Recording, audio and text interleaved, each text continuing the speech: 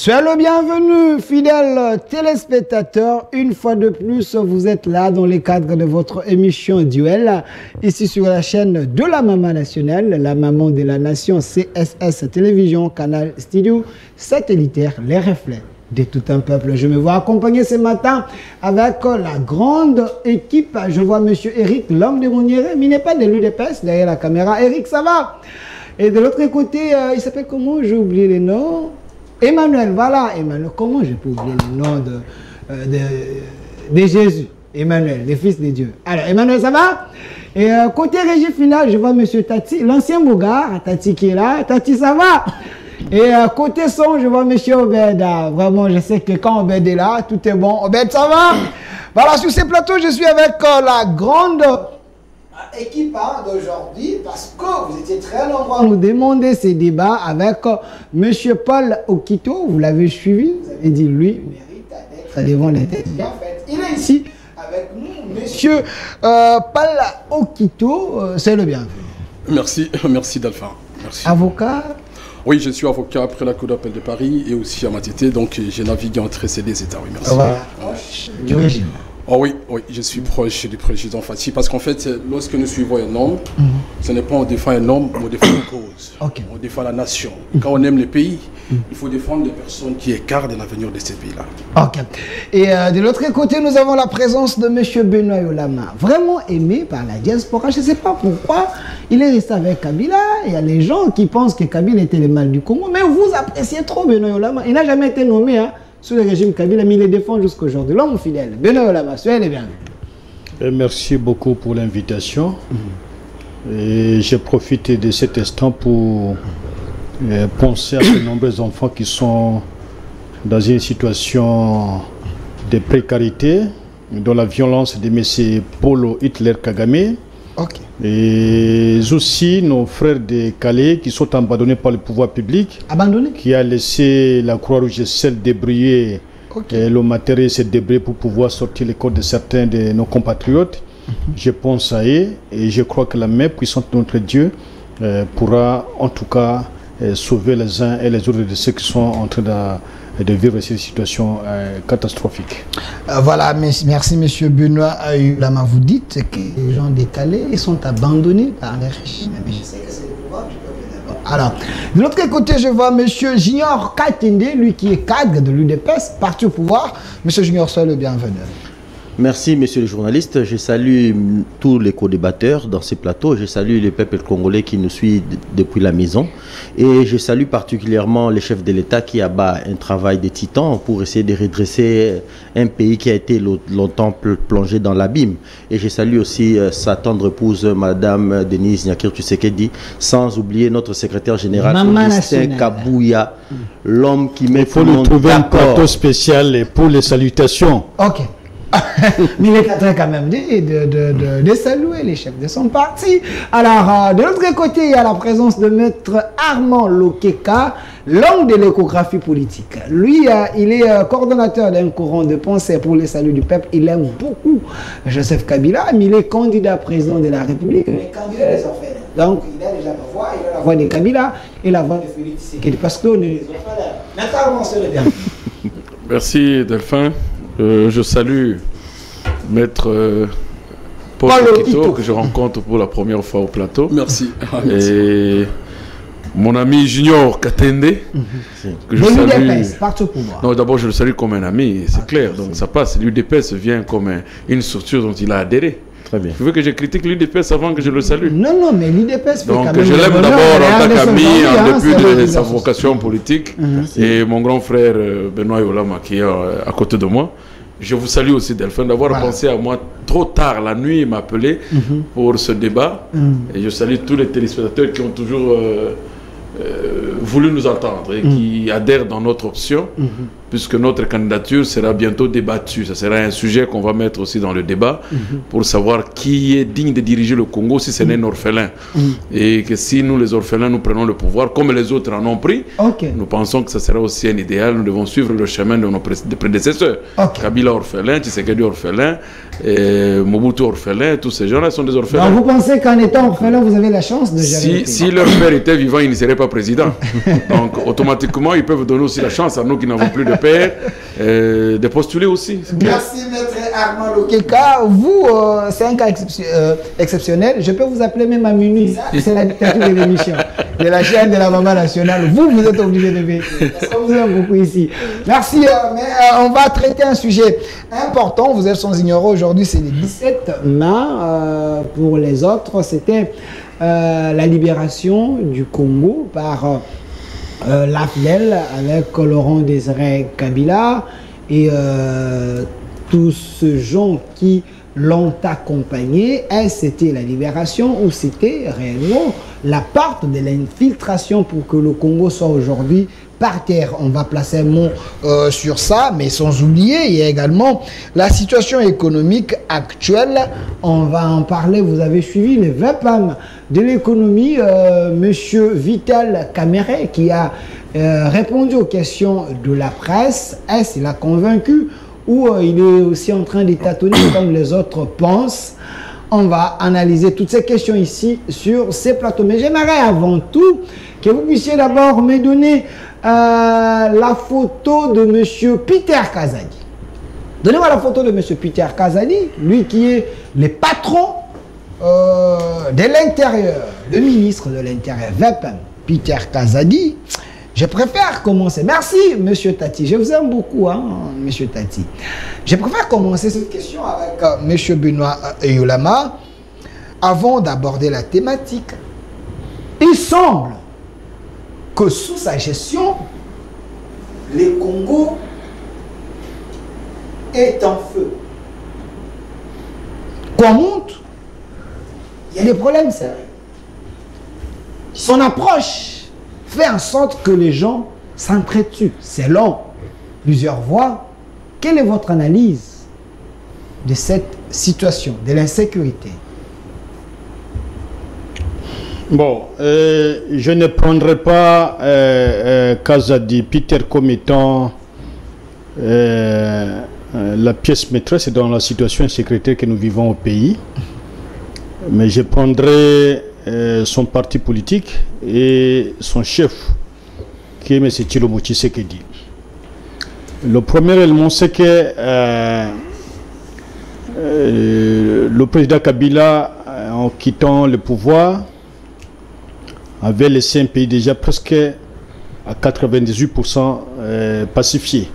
80 combien? 18%. Kabila a laissé ce pays 98%. 98%. Je ne dis pas 10, 98%. Ok, merci. Et il n'y avait que quelques zones où il y avait les forces négatives qui opéraient, mais aucune province, aucun territoire n'était entre les mains de forces négatives. Donc c'est une situation globale que Kazadi a hérité. Et tous ceux qui ont dirigé le ministère de l'Intérieur, il y a eu Kankonde, il y a eu Selo, maintenant c'est Kazadi. Tous sont en train de tontonner. Tous sont en train de tontonner. Et je sais de quoi je parle. Et Kazadi ne me dira pas le contraire. Le président Kabila a eu des ministres qui ont travaillé à l'intérieur. Le président Kabila avait un conseiller spécial ou plusieurs conseillers spéciaux en matière de sécurité, parce qu'il y a eu la succession de plusieurs conseillers. Et lorsqu'il y avait des conflits entre les groupes ethniques, entre parenthèses, ou des conflits de succession du pouvoir dans certains coins du pays, c'est ces gens-là qui se mettaient à résoudre le problème dans moins, en tout cas dans un temps, dans un laps, dans un temps pratiquement record. Et tout était réglé. Et le seul cas qui est resté, qui avait pris 3, 4 ou 5 mois, c'est le cas de Kamwina Nsapu. Tous les autres cas ont été réglés. Lorsque vous prenez la présente d'abord situation au niveau de Kinshasa, où M. Kazadi débarque et il annonce sur les antennes des radios et les chaînes de télévision qu'on a arrêté des milices qui appartiendraient à certains partis politiques sans nommément les citer. Et on les présente devant la presse et on leur pousse à faire des aveux sous la torture qui disposeraient même de lance-roquettes. On parle de M. Mobondo, on nous parle de M. Joseph Kabila, Kingakati. Il semble que lui aussi il est pour quelque chose, selon ce qui circule, selon la vidéo que moi je veux. Bon, mais ça reste à vérifier. Hein. Nous avons un pouvoir tellement incompétent qu'il n'a autre chose à dire que les accusations gratuites. Sur les dossiers Maïs que vous avez relevés, on a trouvé déjà la main noire. Après la main d'accolade avec Gamé, maintenant la main, on trouve une autre main qui s'appelle la main noire.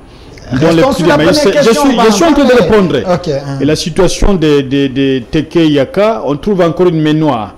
Et à Kinshasa ici, on commence à suppiter, à citer des noms d'une manière tout à fait gratuite. Okay. Sans vérification. D'une manière gratuite. Gratuite. Okay. Et je donne un petit détail. Moi, j'habite en Ngaliema.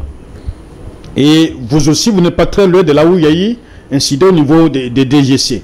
Les tronçons DGC, centre supérieur et aux zones, c'est un tronçon qui est toujours occupé par des Koulouna, qui se transforment comme étant des membres de l'UDPS, c'est ce qu'on appelle les forces du progrès. Forces du progrès, oui. Et qui ont un bureau pas très loin là-bas, qui arrêtent des mamans, qui ravissent, qui pillent et qui font n'importe quoi. C'est passé mais surtout au Congo plusieurs fois. À aucun moment on a entendu le ministère de l'Intérieur, même la police intervenir. C'est lorsqu'un autre citoyen qui a épousé une Kassayenne a eu des problèmes avec son épouse et voulait prendre, donc ravir l'enfant, que la dame recourt à ses frères pour aller attaquer un monsieur d'une autre, en tout cas, tribu congolaise, je préfère taire les noms. Et lorsque l'autre groupe, qui a aussi apparemment donc de bonnes relations avec l'autre groupe de Koulouna qui est là, c'est l'autre groupe qui réussit à repousser les assaillants, qui ont été appelés par la dame, et qui ont fini par contrôler une grande partie du quartier. Mais ce mouvement n'est pas seulement aujourd'hui. Vous trouverez un petit Aron qui a fait peut-être 100 fois la prison de Makala, qui est là. Et là, il y a la police Kuba qui est derrière, juste vers l'Institut supérieur, l'Université chrétienne du Congo, qui appartient aux protestants. Et donc, ce sont des gens qui sont partis piller. Puisqu'on voulait trouver une justification, comme dans leur habitude, on voulait trouver une raison pour justifier la présence de la garde républicaine. Qui ne peut pas se mêler de ces affaires-là? La garde républicaine, c'est d'abord le chef de l'État, sa famille. Et ensuite, là où l'armée n'est pas à mesure de faire face aux forces négatives, la garde républicaine vient pour, en tout cas, arrêter l'hémorragie d'une manière tout à fait globale. Et c'est ces gens-là qui casent à des présidents à la télévision, que ce sont des gens des partis politiques et qu'on sort. Et c'est passé à la télé dans les autres chaînes de télévision. J'ai vu quand même la... je vous en prie, je termine. J'ai vu la présence de M. Kabouya, de l'UDPS. J'ai vu Peter Kazadi. Et Kabouya est parti en quelle qualité? J'ai vu Peter Kazadi. Il est parti en quelle qualité? En quelle qualité? J'ai vu, ils sont descendus pour essayer un peu de calmer les jets. Et puis ils ont arrêté quelques personnes. Il semble qu'ils utilisaient un peu de fétiches. Donc les fétiches est condamné par le droit pénal congolais. Je vais revenir vers vous. Ça c'est extrêmement grave. Je vais revenir vers vous, monsieur Katinde. Vous êtes de l'UDPS. On parle un peu de la situation sécuritaire, un peu dans la ville de Kinshasa. Il semble qu'il n'y a pas la paix dans plusieurs communes. Et quand on parle un peu du côté Kwamount, on parle aux zones ici, il y a tellement de tensions avec les Koulouna. Est-ce le ministre Kazadi, qui est le produit de l'UDPS, il est au bout de son souffle ou il apprend encore? Très bonne question. Vous savez, le vrai problème part de quoi? C'est le fait que la position du chef de l'État face à l'intransigeance du chef de l'État face à nos ennemis de maintenir la RDC sous le joug de la balkanisation et tout ce qui va avec, qui fait que M. Kagame a maintenant activé ses pions internes. Je n'ai cessé de le dire. M. Kagame a ses pions internes. Sur le plan international ayant échoué, maintenant il se rabat sur des brebis galeuses, des fils égarés de ces pays, qui sont en train d'instrumentaliser en sous-main toutes les situations que vous voyez dans ces pays. Qu'on ne se trompe pas. Nous avons toujours vécu en RDC, cette histoire d'ethnie n'existe pas, les guerres ethniques n'existent vraiment pas. Les Yaka et les Téké ont toujours vécu dans ces pays. Il n'y a jamais eu de problème. Moi, je vous parle, je connais très bien les Yaka parce que ma femme est de là. Elle est Yaka. Donc, ce sont des choses instrumentalisées. Les gens qui mettent les moyens pour mettre à mal la population de ce coin de la République. Dans les ennemis de la République. C'est tout simplement ça. Et pour qu'on puisse faire porter la décision sur le chef de l'État. Je vous dis aujourd'hui, si le chef de l'État décide d'accéder à toutes les demandes de M. Kagame, vous allez voir que tous ces soubresauts vont s'arrêter. Mais parce que le chef de l'État dit non, et que Kagame est dans tous ses États, il a activé ses pions internes pour essayer de secouer la République. C'est connu. Mais j'ai entendu M. Lama dire que M. Kabouya était allé faire quoi? Mais M. Kabouya a... Apparemment, M. Kabouya est partout. Hein. Là où il y a les chefs de l'État, on le voit. Là où il y a des ministres, on le voit. Le public se pose des questions. Il n'est pas ministre. Mais pourquoi il apparaît partout Attention, là c'est la politique. Vous avez vu des personnes. Mais on l'a même vu quand M. Joseph Kabila était président de la République. Les sénateurs à vie. Ça n'empêchait pas que le secrétaire général Emmanuel Chadar y soit... Chadar, il est Bouchard. C'est clair, c'est politique. Okay. C'est purement politique. Donc, votre mais c'est que les chefs... Non, c'est qui n'est pas interdit par la loi. Vous ne pouvez pas l'interdire. Il n'interdit pas à M. Kabouya de circuler librement dans un pays. M. Kabouya peut être invité partout. Quand vous voyez l'église catholique accompagnée là, c'est normal. Quand vous voyez les musiciens, c'est normal. Et quand c'est M. Kabouya, ça fait du mal en quoi? M. Kabouya est allé tout simplement parce qu'on a parlé des forces de progrès. Les forces de progrès qui se réclament de l'UDPS. C'est pourquoi il était allé s'enquérir de la situation. Il s'est fait accompagner par M. Amici Makutano qui gère le jeune au niveau de l'UDPS. C'est quelque chose de logique et quelque chose de normal. Donc, il n'était pas là...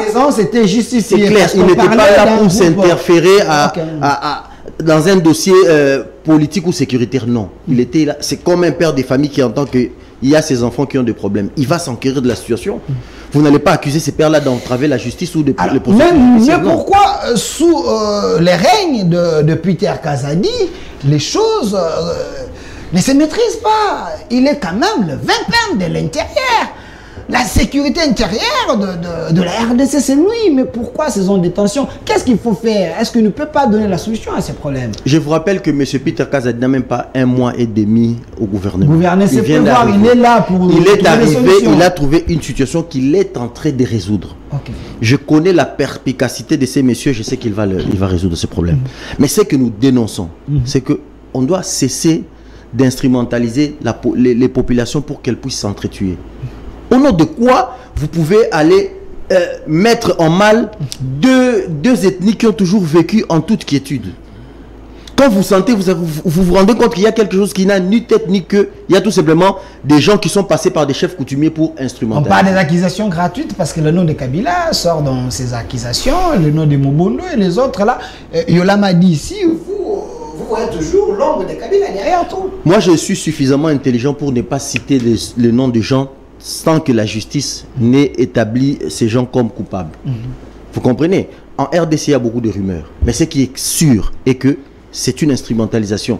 Ces populations-là ont toujours vécu en toute quiétude. On n'a jamais vu toutes ces histoires. Merci. Merci, M. Junior Katende. Nous, en communication, on nous a dit les rumeurs nous amènent à l'information. Si on prend ces rumeurs, on les traite, on peut arriver à une information fiable. Alors, il semble que ce qui se traîne entre les TK et les AK, il y a la main noire des politiques ou des politiciens derrière. On cite plusieurs noms, mais ça reste à vérifier. Maître Armand Lokeka, coordonnateur d'un courant de pensée pour les saluts du peuple, qu'est-ce qu'il faut faire pour qu'il y ait la paix en République démocratique du Congo? Surtout, le ministre Kazadi peut faire quoi face à ces problèmes? Non, je ne pense pas que cette question vienne du ministre pour que je puisse lui donner mon expertise. Je pose la question. Parce que nous sommes en train d'analyser ce qui existe ou bien de projeter ce qui va être fait dans le jour qui vient. Le deux. Non, non. Je voudrais d'abord parler comme les autres qui ont parlé sur ce qui existe. Pas de problème. L'insécurité, certes, a commencé. C'est l'histoire de Kwamout ont commencé avant qu'il ne soit nommé ministre. Mais au moins, nous savons qu'ils sont régis dans les mêmes prérogatives avec ses prédécesseurs. Le VPM Acelo et ceux-là qui l'ont précédé. Le problème, c'est que l'individu Peter Kazadi, comme il aime qu'on l'appelle Peter Kazadi, mais moi j'aime l'appeler Maître Pierre Kazadi, l'individu n'a pas de problème. Le problème, c'est le système. Le système et la mission du ministère de l'Intérieur. c'est une mission technique, en fait. C'est une mission technique, plus autant ce qui concerne la sécurité intérieure de l'État. Tantôt, on confond la matière. Tantôt, on va au-delà de la notion de la sécurité. Puisque le problème qu'il y a à Kwamotou, c'est un problème qui relève de plusieurs secteurs. Et en plus, c'est à lui-même, il revient même, il est l'autorité de tutelle du pouvoir traditionnel. Celui, en fait, même si le conflit est né à partir des autorités traditionnelles, ça relève à Peter Kazadi. On nous parle de M. Zombie qui n'est pas de ce côté-là. Même si le pouvoir est né par rapport à un conflit ethnique, endogène ou exogène, mais ça relève de son pouvoir. Si même pour 40 jours, il ne se pas posé un acte ou convoquer une conférence sur le Teke et le Yaka pour savoir de quoi il est question. Parce que j'ai vu un moment, le président de la République a reçu quelqu'un qui serait capable de mettre fin, c'est pas appelé M. Zombie, et le présenter comme l'homme capable de mettre fin au conflit. Mais jusqu'à preuve du contraire, il n'y a pas de solution. Mais j'ai vu quand même, il y a M. Papier Piana qui a dit on a délégué M. Zombie, il n'est pas de ces coins-là, difficile qu'il donne la paix. Mais hier, on m'a envoyé une vidéo où j'ai vu M. Zombie prendre le Teke et le Yaka, les chefs coutumiers, les présenter, qui a la paix maintenant. Bon, non, mais écoutez, il faut divorcer de ce filmage d'aujourd'hui qui peut être monté, qui peut être pris, parce que tu n'identifies personne dans ce qu'il doit présenter. Le problème, c'est le fait sur le terrain. Le ministre de l'Intérieur descendrait pour aller convoquer une conférence, une rencontre de paix entre les deux tribus. Ça relève totalement de ses prérogatives. Ce qui n'est pas fait. Aujourd'hui, ce qui est comme grave, ou gravité dans notre régime actuel, c'est toujours avoir un diable à qui on doit t'acheter un événement. Oh, Kabila, oh, c'est la manipulation. Oh non, mais non, ces conflits existent en Afrique depuis bien longtemps. Mais Junior dit, il y a une mémoire. Il y a une mémoire. Kagame a bougé ses pions à l'intérieur pour s'aimer je voudrais pas qu'on affaiblisse. C'est là où l'affaiblissement du régime, c'est là où l'impuissance du régime. L'impuissance. Oui, oui, où à tout temps, à chaque acte, on doit trouver une main noire. Kagame avoir des pions à activer chez les Yaka et les Teke. Mais nous n'avons aucun pion à bouger chez lui entre les Hutus et les Tutsis. Ça, c'est un problème. Si nous savons que Kagame a des pions entre les Yaka et les... Mais le président de l'Assemblée nationale, il est qui? Il est le pion du président. Oui, oui. Alors, pourquoi le président, lui, à son tour, ne peut pas manipuler son pion? Ok. Parce que chacun a son pion.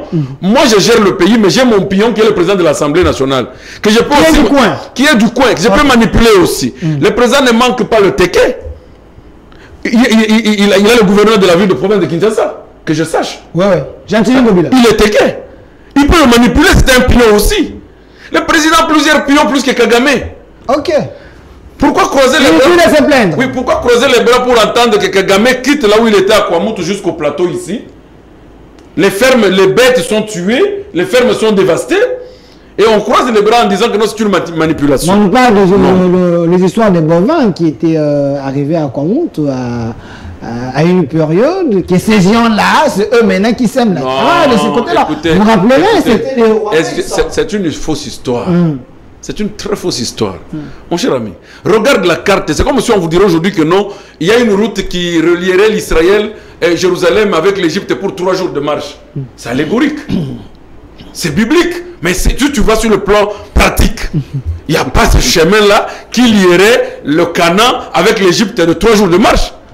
Ce sont des allégories. Autant qu'il n'y a pas une route qui relie Bandundu et le Rwanda par le chemin où nous, au Sankourou, on ne les voit pas.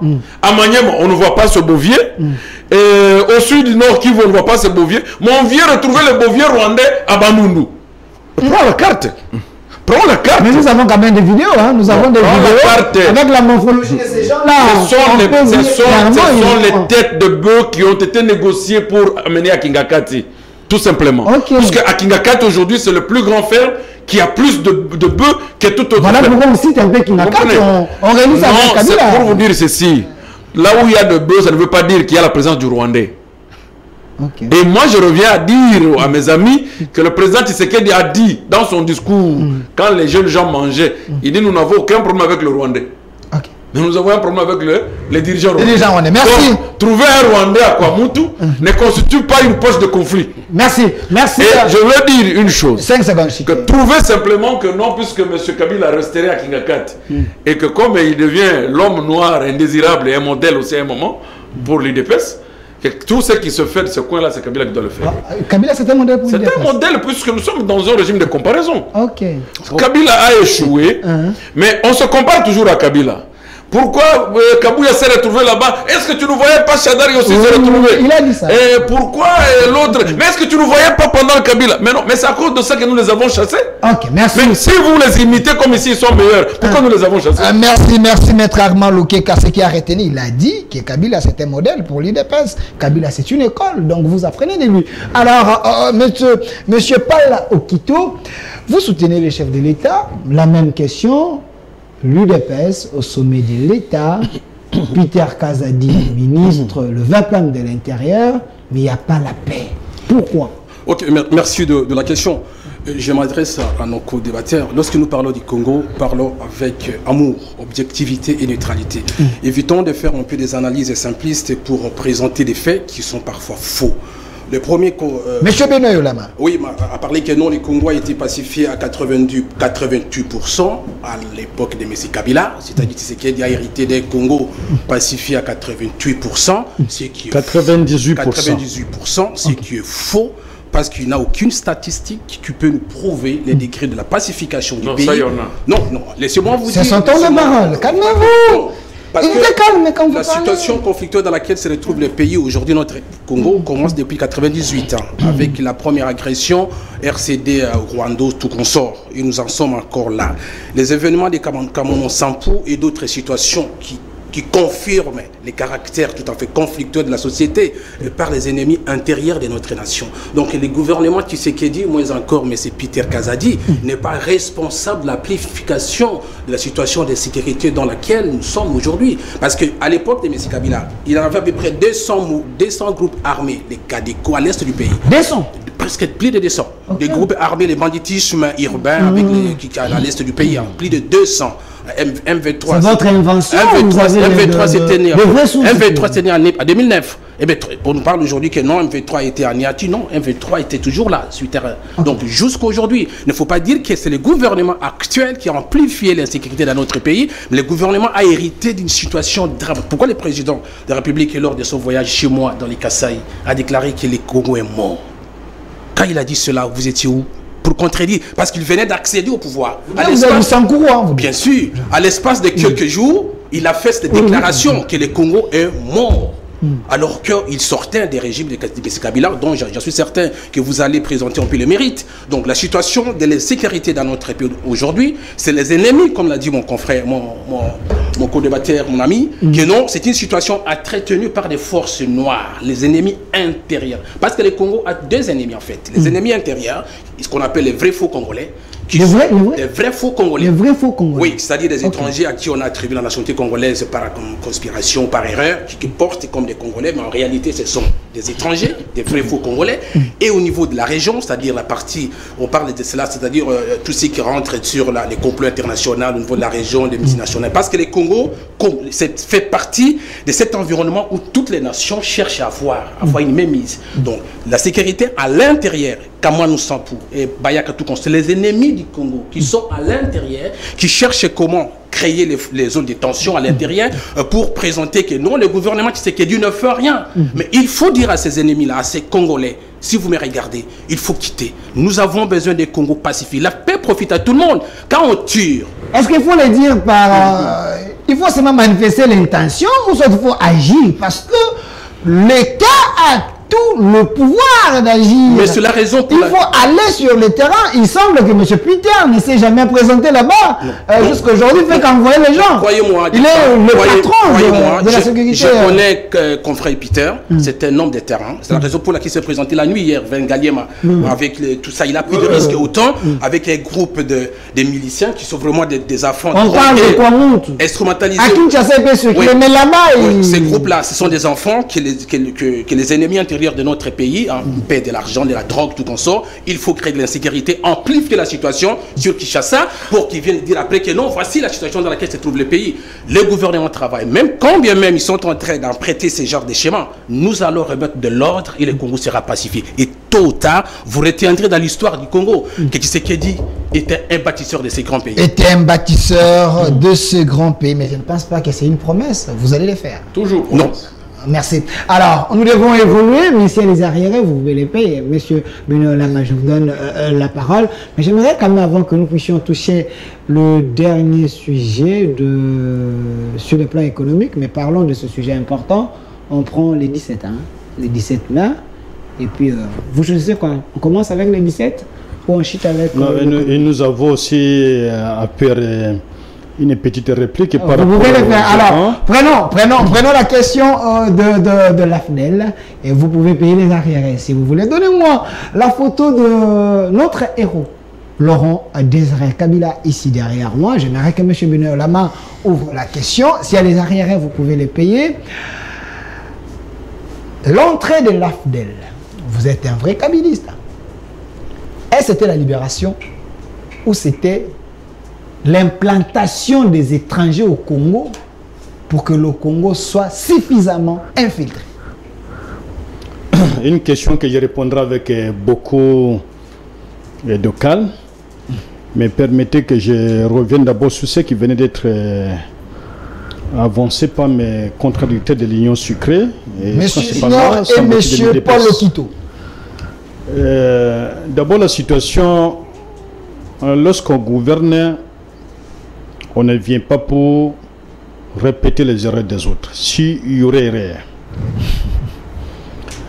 Lorsqu'on gouverne, on s'informe et on traite l'information. Et lorsqu'on gouverne, on renforce les services de sécurité. La situation qui prévaut présentement au niveau des Batéké, c'est une situation que moi j'ai connue en 2014. 2013 et 2014. Il y a le député national, M. Richard Ndambo. Vous pouvez bien noter cela. Il a l'Assemblée nationale. Il est membre de l'Union sucrée. Sacré. Il a été gouverneur de la province de l'ex-Bandundu avant son éclatement. Il y a M. Jean Kamisendou, qui est le patron de l'hôtel Vénus. Il est parti de la police. Il a été gouverneur de l'ex-province de Bandundu. Sur le règne de Richard Ndambo, la situation entre les Téké et les Yaka avait eu lieu. On problème de rotation du pouvoir avec entre Isakawa et les autres groupes, parce que à la mort d'un chef coutumier, il doit être remplacé par un autre chef coutumier d'une autre tribu ou un autre clan. C'est comme ça que ça se passe sur le Téké. Okay. Et lorsque le conflit avait eu lieu, il y a eu quelques morts, je crois une dizaine de morts. Et nous avons été au courant, mais nous avions appelé l'ancien gouverneur, qui est encore député. Aujourd'hui, au moment où nous parlons, et le conflit était réglé dans moins de temps, et le chef coutumier qu'il fallait qu'on nomme a été nommé et installé. Et depuis lors, il n'y a jamais eu de conflit au niveau des Batéké. Et si vous partez, vous demandez à Jean Kamisendo, il va vous reproduire la même chose. Je leur cite puisqu'ils sont vivants. Ce sont des gens qu'on peut aller voir et demander l'information, que recevoir des chefs coutumiers, que je ne sais pas si ce sont véritablement des chefs coutumiers qui ne sont qu'à Kinshasa. Et lorsqu'on dit on va stabiliser la situation, on va calmer la situation, et il y a des hommes de Kagame qui sont à Kinshasa, je répondrai la même chose comme je l'ai fait dans l'autre émission. Okay. Dans le gouvernement actuel, il y a des Rwandais. Le gouvernement actuel, donc Kagame non seulement pouvait utiliser peut-être les autres réseaux, mais dans le gouvernement actuel, il y a des ministres rwandais, il y a des députés rwandais à l'Assemblée nationale, il y a des sénateurs rwandais au Sénat. Par rapport à ce que vous dites ici, on m'avait appelé la fois passée par les petits frères de M. Kiyumbu, qui était le DG de la SNEL. Il est Boumachi. Il m'a dit ce que vous dites là, c'est faux. Quand vous citez Guy Saro, que c'était un Rwandais, vous ne maîtrisez pas l'histoire. Au contraire, c'est celui qui ne maîtrise pas l'histoire. Puisque lorsque l'ancien directeur de cabinet Bisingimane est devenu directeur de cabinet de Mobutu, qu'il a fouillé ses notes. S'il a fait le droit, il doit avoir les cours d'histoire politique. S'il a fait les sciences politiques, il doit avoir les cours d'histoire qui parlent de l'histoire politique. Et même lorsqu'il a fait l'anthropologie culturelle, il y a quelque chose comme ça, même en sociologie. Dans toutes ces branches de ce domaine-là, il y a un cours d'histoire qui est enseigné d'une manière ou d'une autre, quel que soit l'intitulé qu'on l'accorde. Et quand en 87, 84, 83, 81, 84, si je ne me trompe pas, les comités politiques et des mouvements populaires de la révolution MPR avaient, c'est un moment, opposé à la décision qui avait été prise par le maréchal d'accorder la nationalité collective aux Rwandais. Il n'y a pas de Banyamulenge, ça n'existe pas. J'ai la carte de 1948. Ce sont des Banyarwanda, ce sont des Rwandais. Et chez nous, nous sommes identifiés par rapport à nos langues. Lorsque vous parlez d'un Luba, il y a la langue Luba. Lorsque vous parlez d'un Teke, il y a la langue Teke. Lorsque vous parlez d'un Tetela, il y a la langue Otetela. Lorsque vous parlez de... Le Swahili n'est pas une langue qui est identifiée à une communauté. C'est une langue qui est créée par une rencontre entre ceux qui sont venus de l'Asie et certains Africains à partir des Azimba. L'histoire est là et ça s'est éparpillé. Et même la plus grande démonstration, c'est que dans chaque groupe où il y a la langue Swahili, il y a des connotations totalement différentes. Donc il y a des mots qui ne se ressemblent pas. Et donc, je continue à le dire avec l'appui du document d'histoire. S'il ne l'a pas étudié, ça c'est son problème avec son passé, mais moi je l'ai étudié. Même quand vous lisez Pasolundula, vous lisez Likem Bokolo, vous lisez l'autre historien qui même Daïwel, mais un autre que je voulais citer. Lorsque vous lisez les documents d'histoire, même des anciens documents, vous allez constater que les noms que vous veniez de citer ici fait partie des premiers qui ont commencé à revendiquer l'existence d'une tribu sur un plateau. Chez nous, ça n'existait pas. Ça n'existait pas. Qu'on prenne un nom d'un plateau et on le fait passer comme un nom d'une tribu. Ça n'existait pas. Si lui, il a appris ça, sa propre ignorance, le tuer un jour, c'est de l'histoire vraie. Pour lui. Merci. Moi, j'ai la documentation. Alors, maintenant, 2 minutes. Même en 1 minute, je peux le terminer. Sur la situation des musées, il y a eu la guerre, il y a eu effectivement la libération. Moi-même, j'ai connu Laurent Désiré Kabila lorsqu'il avait refusé de répondre à l'appel lancé par Mobutu lorsqu'il y avait la conférence nationale souveraine qui avait échoué. Mouzé n'a jamais participé à la conférence nationale souveraine. Mouzé était en contact avec l'ancien président Nyerere, Julius Nyerere de la Tanzanie, qui avait estimé que la personne qui pouvait incarner le changement au Congo, c'est la personne de Mouzé Laurent Désiré Kabila. À l'époque, l'histoire allié, qui était représenté par Kibasa, a été contacté. Et Kibasa a été appelé même en Allemagne et aux États-Unis, où il a vu même un stock d'armées en Allemagne. Et tous ces pays se disaient que si vous passez par la voie électorale, vous n'allez jamais défaire Mobutu. Mobutu restera au pouvoir, puisque les mouvements populaires de la révolution étaient en tout cas totalement installés à travers tous les territoires nationaux. Il y a des gens qui sont nés sous Mobutu, Mobutistes, et ils le resteraient peut-être tout le reste de leur temps sur la terre. Et donc il n'y avait pas moyen sur le plan électoral. C'est comme ça que la guerre a eu lieu.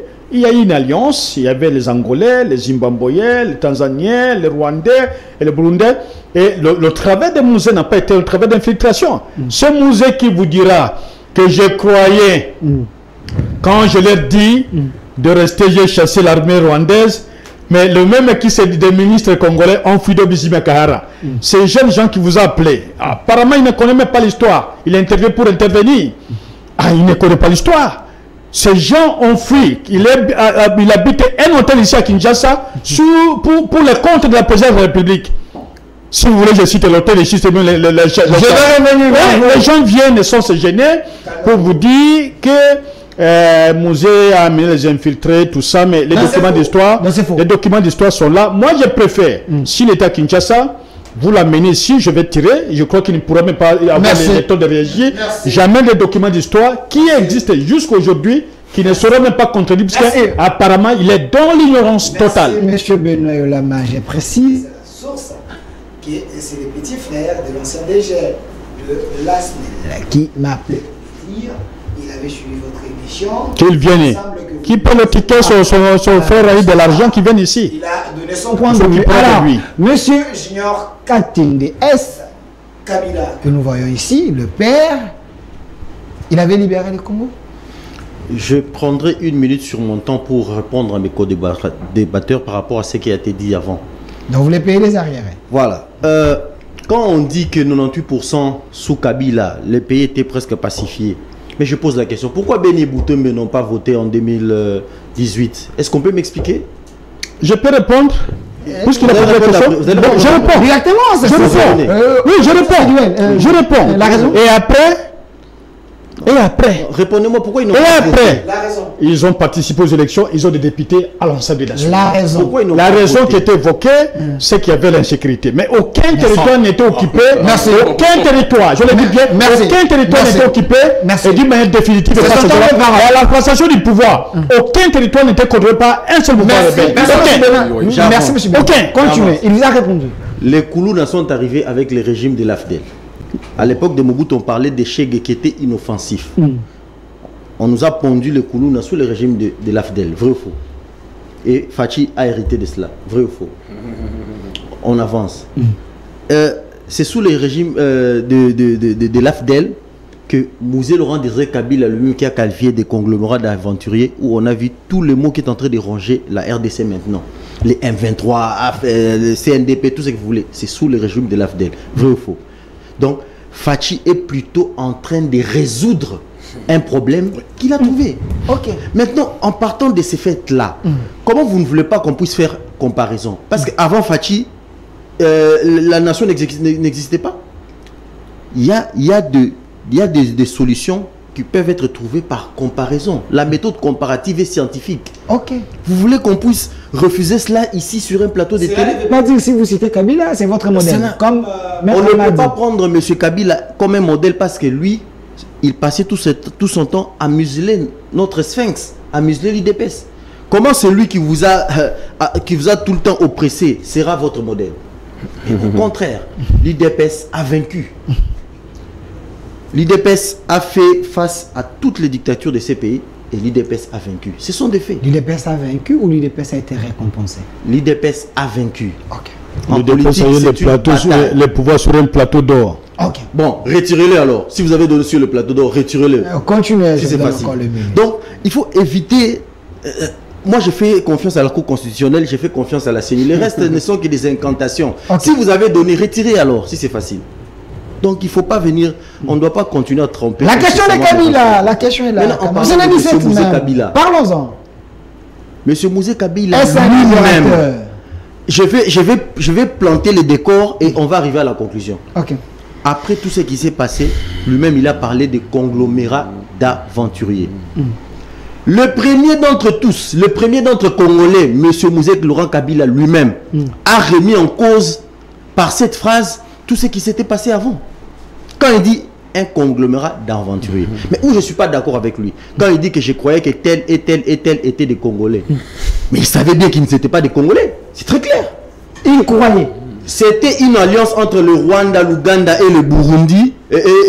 Rwanda, Ouganda, Burundi. Les Américains, les Belges consorts qui en avaient marre avec Mobutu, voulaient le faire partir. Ils se sont décidés de passer par ces pays-là pour faire partir M. Mobutu et prendre possession sur le Congo. Mais il fallait prendre un Congolais pour le mettre à la tête. Si Mouzé Laurent Kabila n'était pas lucide, il ne serait même pas président de la République.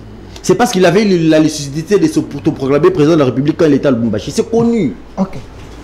Nous connaissons comment le Rwanda agit. Dans l'histoire, il vous fait passer un Congolais devant et quand il s'agit de prendre le pouvoir, c'est un Rwandais qui sort. Il a eu cette lucidité-là. Par rapport à ça, cette date, c'est une date à mettre dans les oubliettes de la RDC. C'est une date honteuse. Ok. Une date où des armées étrangères sont entrées en RDC pour s'aimer mort et désolation jusqu'à ces jours. Et on prend cette date sans aucun toupet pour le coller à la date de commémoration de forces armées congolaises. C'est une honte pour le Congo. Les députés nationaux, s'ils me suivent, on doit trouver une autre date pour célébrer les forces armées. Mais M. Mouzé Laurent Désiré Kabila, il est mort pourquoi? La mort de Mouzé ne nous dit rien. On va continuer à soutenir quelque chose qui a permis à ce que notre président qui était aimé, qu'il soit assassiné. Vous comprenez ça? Il a commis ses erreurs. Mais il s'est amendé. Mais pire, aujourd'hui, on a des gens qui ne veulent pas s'amender. Ça va ça? Mais c'est ça, c'est ce qui est désolant. Vous avez un digne fils de pays qui vous dit, mettons-nous main dans la main, boutons dehors les forces négatives qui agressent notre pays. Non. Tu vas voir dans les réseaux sociaux, tu vas voir des politiciens qui sont contents à relayer les messages de l'ennemi, qui sont contents à faire les lits de l'ennemi. Mais quand Mouzé Laurent Désiré Kabila est dans sa tombe, il se retourne à plusieurs reprises. On parle qu'on est dans un pays là où règne la démocratie. Vous ne pouvez pas mettre les gens en prison de penser le contraire de ce... Pour les questions de sécurité, il n'y a pas de démocratie. Okay. C'est faire preuve de haute trahison. Aux États-Unis, parmi les pays qui se disent démocratiques, mais si vous faites fuiter seulement des documents de sécurité, vous faites la prison. Okay. Mais pourquoi ici chez nous, ça devient normal? On blague avec... On a une légèreté totale. Aujourd'hui, le Congolais n'est plus d'accord sur des questions basiques, même sur des questions basiques. Même sur des questions qui touchent à l'intérêt supérieur de la nation, on n'est pas d'accord. Mais quand Fayoulou vous dit, je vous avais interdit d'aller là-bas, mais vous n'avez pas écouté, mais quand même vous vous êtes entêté, vous êtes allé. Maintenant, quand ça brûle, vous me demandez, moi, de vous soutenir. Mais on a demandé à M. Fayoulou, quelle est la solution si tu te rencontrais Kagame, qu'est-ce que tu lui dirais? Il dit qu'il va dire à Kagame, occupe-toi de tes oignons. Comme si le fait de dire à Kagame, occupe-toi de ses oignons, c'est la solution et le problème est résolu. Et puis il dit quand même, tu sais qu'il dit après, récupère même, c'est moi et c'est non, 30 secondes. Je suis content que M. Fayoulou puisse dire ça. Implicitement, ça veut dire qu'il reconnaît la bravoure de Félix Tshisekedi. Mais Félix Tshisekedi n'a pas le temps de prendre les paroles de M. Fayoulou. Mais c'est terrible ça. Alors, M. Armand Lokeka, êtes-vous content que l'homme qui est ici derrière moi soit appelé un libérateur du Congo? Oui, avant que je ne réponde directement à votre question, je voudrais toujours m'enliser dans le système d'analyse simpliste, comme l'a dit Maître Paul Okito, que nous faisons des analyses simplistes, autant qu'on doit parler de la nation. Moi, je voudrais que mes analyses soient toujours simplistes, puisque je parle à un peuple simple. Et autant que je parle à un peuple simple, un peuple qui est humilié, un peuple qui est dans la souffrance. Un peuple humilié. Humilié, un peuple qui est dans la souffrance, un peuple dépourvu de considération. Je dois moi-même, en parlant de mon pays, être simple. Et mon analyse doit être simple pour rejoindre le rang des personnes que je parle.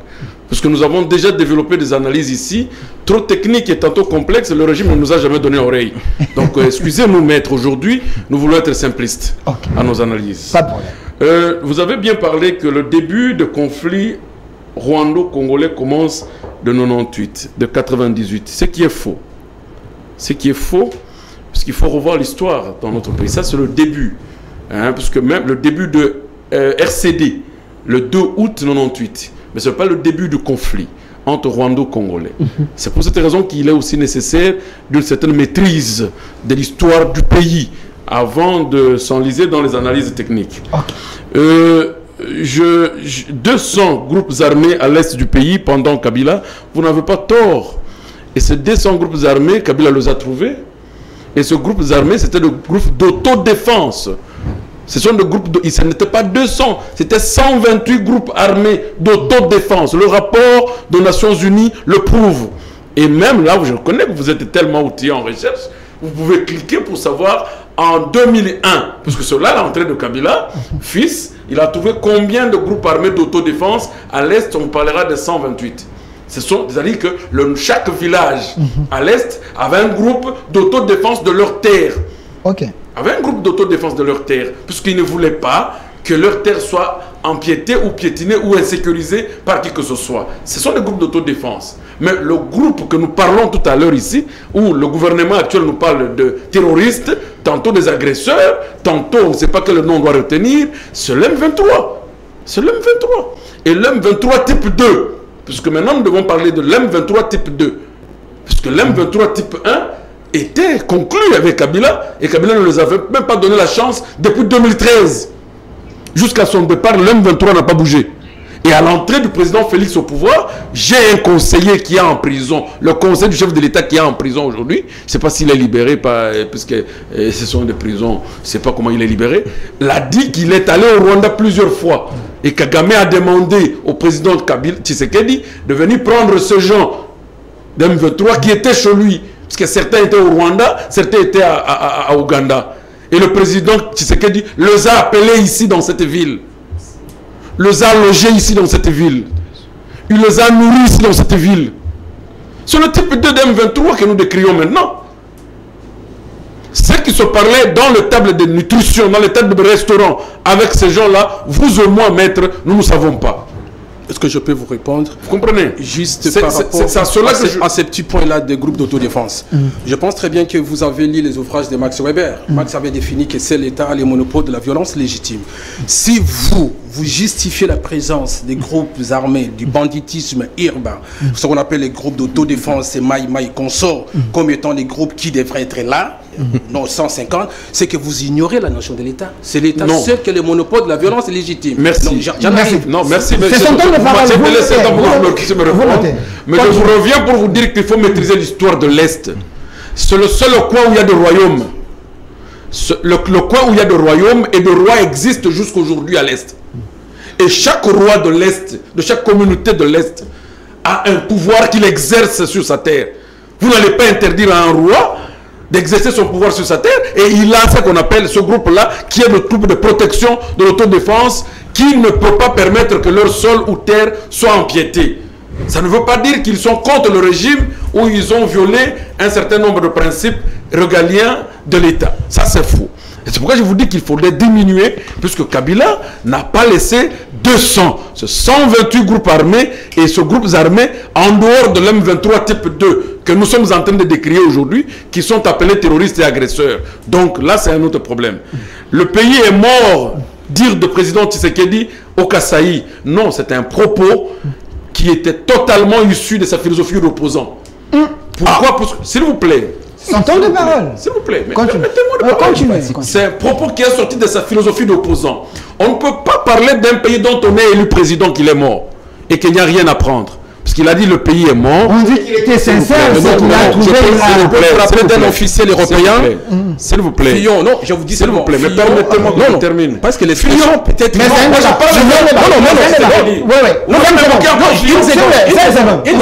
débat sur Fillon, bien sûr le dit du président. Parce que c'est-à-dire quand l'autorité accède au pouvoir, analyse les paramètres, les faits, la situation économique sécuritaire, il fait la déclaration. Fillon l'a fait, monsieur, en France. Quand il a été notre premier ministre par Sarkozy, il a déclaré que la France était à faillite. Vous comprenez? C'est-à-dire que quand il a présenté ce discours que le Congo est mort, ce n'est pas arrivant, ce n'est pas non, c'est-à-dire il a regardé les paramètres économiques, sécuritaires, sociaux, tout constant, il a conclu que les pays étaient à décomposition. Merci. Vous ne pouvez pas être fier d'avoir laissé un Congo à décomposition. Tu es en train de compter le nombre de minutes. S'il vous plaît. Maître Okito, est-ce qu'il peut continuer? Il peut continuer. Je vous ajoute encore 1 minute 30 secondes. Continuez. C'est un propos qui découle de la philosophie d'opposant. Pourquoi je le dis? Puisque le président Tshisekedi a hérité d'une armée qui était 7e en Afrique. 7e armée en Afrique, s'il vous plaît. Il a hérité d'un pays sans une dette telle qu'il a aujourd'hui, dans 4 ans. Oui, je peux le prouver. Je peux le prouver. Il y a des signes et de tempérament de la vie d'un État qu'il a trouvé dans un État normal. Il n'a pas trouvé une seule dette pour nous dire qu'il a trouvé, le pays était totalement, qu'il a fait des démarches pour l'effacement de cette dette-là. C'est aujourd'hui que le pays est endetté. Ah bon? S'il vous plaît, continuez. Vous comprenez? Il a trouvé une armée. Il a trouvé le pays pacifié. Et je le rassure bien, 98% étaient pacifiés. Il a cité le nom de Béni. L'insécurité de Béni n'était pas liée à l'occupation. C'était lié par rapport aux coupeurs de route, comme on les appelle, de bandits, puisque les agents de la CENI devront aller organiser les élections là-bas, mais ça ne veut pas dire que la région était occupée. Et que pendant ce temps-là, les agents de sécurité ont dit n'allez pas, puisqu'il y a un problème de coupeurs de route et que les agents ne peuvent pas prendre ce risque-là. Ce qui avait été comme objet défendu par le gouvernement à l'époque. Donc, ce qui veut dire qu'il y avait l'absence de l'État. Ce qui veut dire qu'il y avait l'absence de l'État. Parce que quand l'État est incapable de sécuriser un territoire, il ne faut pas dire qu'il n'y avait pas de sécurité. Je suis en train de descendre. l'absence de l'État ou de l'État, c'est de l'insécurité qu'il était question. Il y avait une insécurité. 30 secondes. Raison pour laquelle nous avons dit 98%. 98%. Ok. Monsieur a dit, nous allons remettre le pays dans l'ordre. Oui, c'est comme les promesses ne cessent de... Soyez devant les micros. En étant au gouvernement, en étant en train de gouverner, mais on promet... Ça, c'est un élément de manque de logique et de planification. Vous n'avez pas répondu à la question de Mouzé. Je veux répondre en un mot. 30 secondes. J'ai encore 2 minutes. 30 secondes. 30 Soit secondes. tu me remets, c'est que l'on m'a pris de l'autre côté. 30 secondes. Hein? Alors, nous parlons de problème de l'éthique dans la gestion de la chose publique. On vous parlera que Koulouna, quand la raison nous échappe, on est égaré. Koulouna a commencé avec Afdel, c'est faux. C'est faux. Pendant l'époque d'Afdel ici, il n'y avait même pas un voleur au marché central. Qui n'a pas connu ça ici? Qui peut témoigner que pendant l'époque de Mouzé, il y avait un seul voleur qui pouvait te prendre un couteau et vous te grimacer et t'arracher les histoires ici en ville? Ok. Non, c'est sérieux. Qu'est-ce qu'on a appelé le mot Koulouna? C'est emprunté du portugais. Le Koulouna n'est pas un terme lingala. Mais sous le régime Kabila. Le régime Kabila a frappé le Koulouna ici où nous avons entendu les déclarations de rapport de droits de l'homme. Ok. Le Koulouna était fini. Ok. Ah bon? Ah bon? Oui. Ah bon? Pendant le régime de Kabila, avec Ganyama, opération Likofi, nous avons vécu... Mais comment vous voulez vous agiter? Je donne de rapport par rapport à ça. Okay. Et même le droit les ONG des droits de l'homme ont décrié, puisqu'on ne blague pas. Tu es délinquant, tu es sanctionné. Si c'est la mort pour toi, tu pars. Pourquoi devons-nous protéger celui qui ôte la vie à l'autre? Merci, merci Maître Armand. Monsieur Moussa Laurent Désiré Kabila, c'est un libérateur. C'est un libérateur. N'en déplaise ceux qui comprennent mal le substantif que nous lui confions. Okay. Pourquoi? Puisque du régime de la dictature que nous avions, du régime de fatigue que le Zaïrois à l'époque était frappé par M. Mobutu, et que Kabila arrive, nous le recevons puisqu'il nous fait passer de la dictature à un autre régime où le Zaïrois ou le Congolais devrait se sentir libre de circuler dans son pays sans qu'il ne soit interpellé par un seul militaire. Pendant les temps de Mouzé, un militaire arrache un objet à un civil en cours de route, il est pendu sur le bois et je l'ai vu fusillé, tué en public. Merci. Alors, Maître Paul Okito, vous êtes proche du régime, je sais qu'il vous soutenez. Les présidents, on vous dit, Kabila est un libérateur, il a libéré les Congos dans les régimes Kabila. Vous plutôt, l'IDPS aujourd'hui, vous sombrez encore les pays dans une prison terrible. Donc Kabila, là où il est en train de tourner dans sa tombe. Il regrette. Mais c'est Armand. Vous savez, il y a des milliers de personnes qui nous regardent. Ces Congolais ont besoin de la vérité. L'histoire, elle est vivante parce que nous sommes les acteurs de cette histoire récente du Congo. Peut-être vous allez essayer un peu de colmater les morceaux pour avoir de quoi présenter les discours d'un opposant. Je commence par Laurent Désiré Kabila. Il faut faire un peu la part des choses. Notre héros. Entre Kabila et l'Afdel. C'est deux choses différentes. Kabila et Afdel, c'est deux choses différentes. Kabila attaque congolais, citoyen zaïrois, qui a milité contre le régime de Mobutu. Certes, il a été dans le militantisme pour réformer le Congo, pour accéder au pouvoir. Et Kabila, si Kabila a pu accéder au pouvoir, il y a eu quand même l'assentiment des membres de la communauté congolaise. On l'a appelé libérateur. L'armée zaïroise n'avait pas tenu que non, il faut rentrer parce qu'on a marre de M. Mobutu. Mobutu doit pas. C'est-à-dire l'IDPS et les d'autres partis d'opposition en avaient contribué parce qu'on avait donné que non, il faut accueillir les libérateurs parce que nous voulons nous séparer de M. Mobutu. Donc, mais la révolution de l'Afdel, la révolution, moi je la compare avec la pensée de Karl Marx. Karl Marx avait fait sa déclaration sur la Révolution française. Il a présenté la Révolution française comme du mensonge, d'une conspiration. Karl Marx avait présenté la Révolution française comme étant, avant la Révolution, les pouvoirs économiques et les pouvoirs politiques étaient séparés entre les rois. Les rois avaient les pouvoirs politiques, ça les pouvoirs économiques. Les pouvoirs économiques étaient entre les mains des bourgeois et des clergés, tout consort. Et les rois avaient seulement les pouvoirs politiques. Mais après la Révolution française, les pouvoirs économiques et les pouvoirs politiques étaient entre les mains d'une seule personne. C'est-à-dire les bourgeois ont récupéré les pouvoirs politiques du roi. Vous comprenez? La même chose, la révolution de l'Afdel. D'ailleurs, je demande au gouvernement, nous ne pouvons pas garder une journée d'humiliation, une journée où aujourd'hui, pourquoi nous en sommes là? Pourquoi les Congolais ont des propositions? Pourquoi pas des infiltrés? Pourquoi l'instabilité? Pourquoi? Mais parce que la révolution, la pseudo-révolution romantique des palais, c'est une pseudo. ça n'a porté aucune signification. Ceux qui ont guidé, qui ont pris le pouvoir après ces deux révolutions, Laurent Désiré, M. Kabila, avec tout ça, où est-ce qu'ils ont amené les Congos? Nous sommes parmi les pays les plus pauvres de la planète. Le revenu moyen des Congolais est moins de $2. Les stabilités partout, pendant 18 années. Donc, c'est une révolution. Où est-ce qu'ils ont amené le Congo? Oui, c'est une révolution qui a été créée artificiellement par les ennemis de notre pays, les Rwandais et consorts, du moyen d'assujettir le peuple congolais. Donc c'est une journée d'humiliation. D'humiliation collective. Nous devons nous séparer urgemment de cette date. Mais les soldats sont tombés. Mais non, le gouvernement a l'obligation, peut-être quand nous serons prochainement en nouvelle législature, nous allons présenter une proposition pour chercher une date qui doit quand même... Pas les 17. Pas les 17. C'est l'humiliation. C'est l'humiliation. Pourquoi aujourd'hui nous sommes infiltrés? Pourquoi cette instabilité? Pourquoi les ennemis de notre pays sont dedans, sont là? Mais c'est la révolution de l'absence. C'est une mauvaise révolution. Très mauvaise que nous avons l'obligation d'effacer dans les ouvrages de l'histoire. Donc Kabila ne mérite pas d'être appelé héros alors? Non, Kabila, il a joué un rôle, certes important. Mais c'est un rôle, son rôle, mais pas son rôle n'a pas apporté non, il faut savoir la mission de la révolution et les révolutionnaires. La mission de la révolution de la Fidèle, c'était quoi?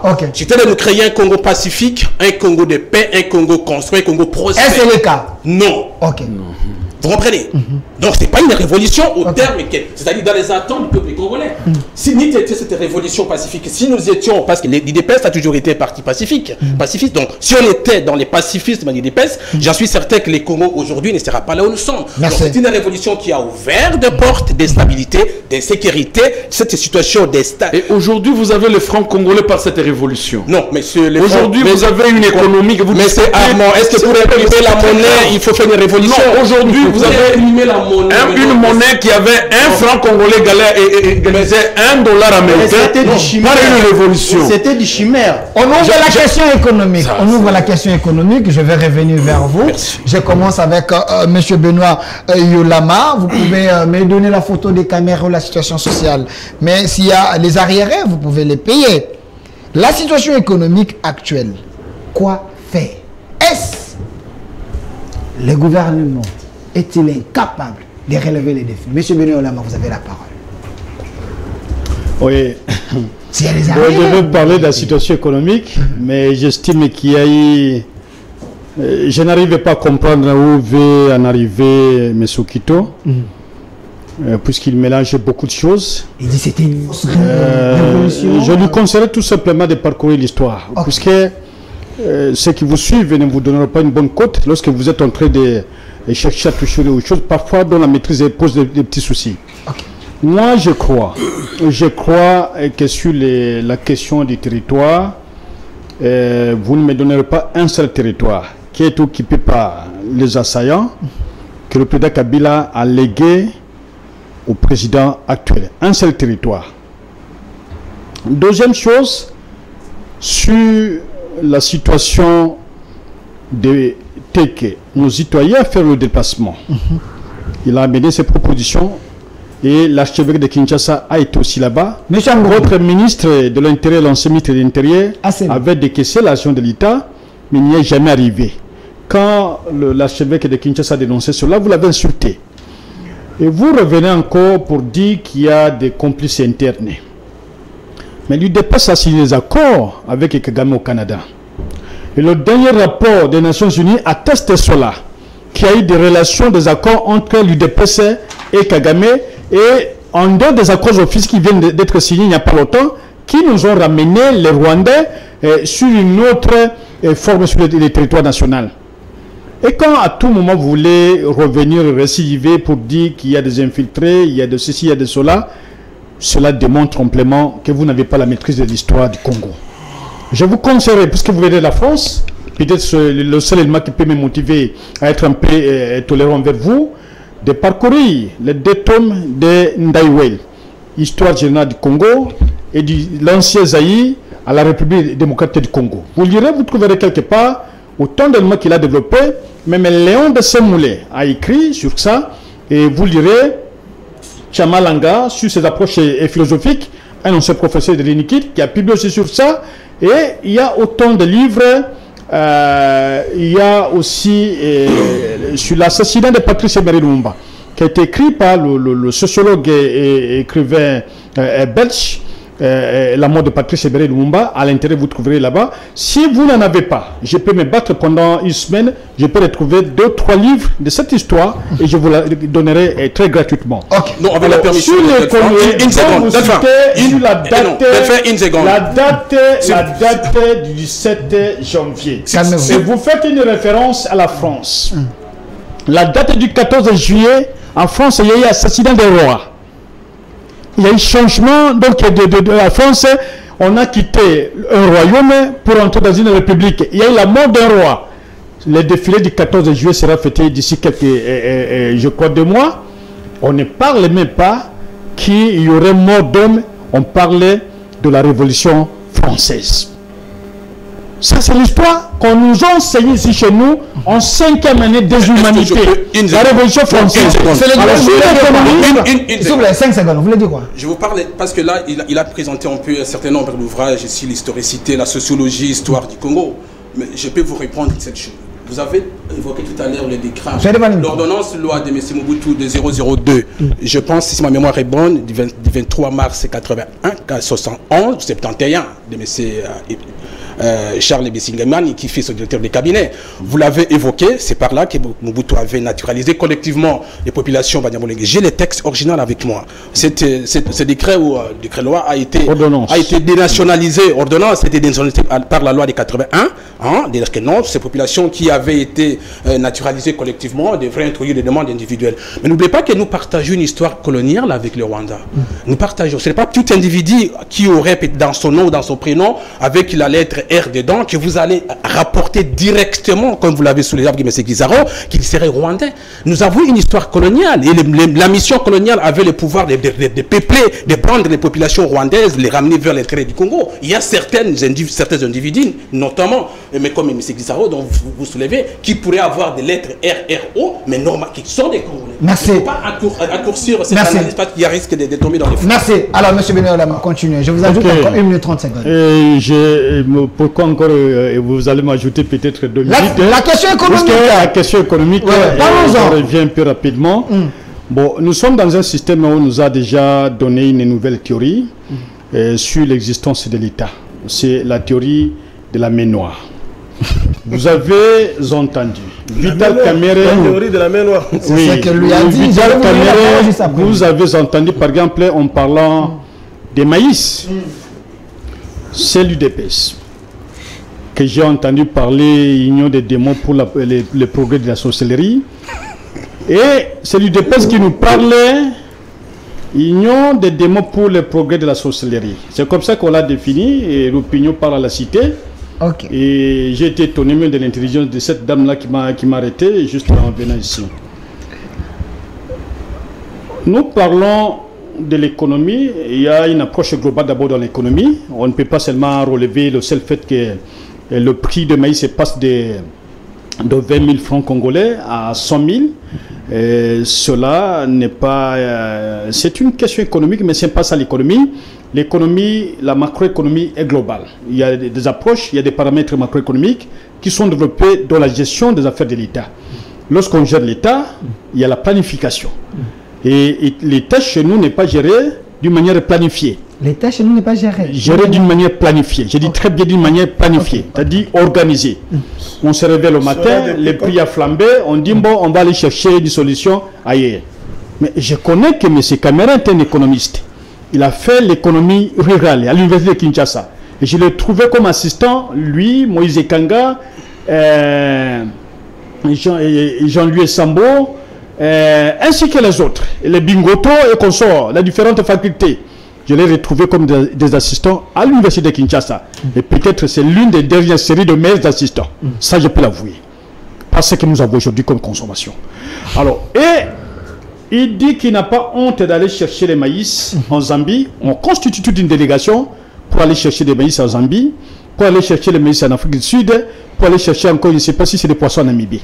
Et il dit qu'il n'a pas d'honte. Mais c'est une honte. Parce que lui, il a été au service national. Comme cadre avec le général Denis Kaloumé. Il a travaillé là-bas, recruté par Mouzé. Et il a vu comment le service national était capable de produire des tonnes et des tonnes de maïs. même du riz. Mais lui, il estime que la meilleure solution, sans se gêner, la meilleure solution, c'est d'aller acheter ailleurs. Mais là, il est là que pendant un mois, le gouvernement se prévoit, il faut d'abord aller acheter et puis en attendant produire dans l'intérieur. Mais ce pouvoir ici, c'est depuis 5 ans. Mais c'est une embête au pouvoir depuis 5 ans. Vous voulez dire que c'est seulement à 2 mois ici que c'est une embête au pouvoir. Les services nationaux ont été financés.